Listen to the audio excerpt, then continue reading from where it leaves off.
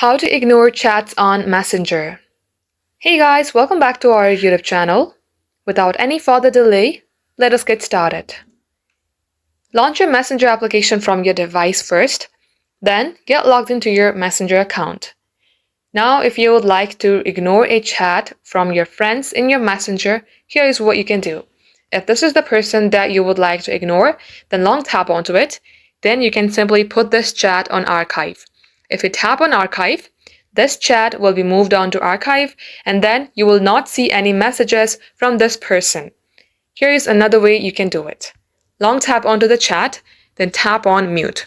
If you tap onto mute, you can either mute messages notification, call notification, or both. Tap on OK, and you can mute this for 15 minutes, 1 hour, or until you change it. Once it is so, tap on to next. And that way, you can simply ignore the person's messages. Just like so, this is how you can do the same as well. Thank you for watching the video till the very end. If it had helped you in any ways, then don't forget to like and subscribe.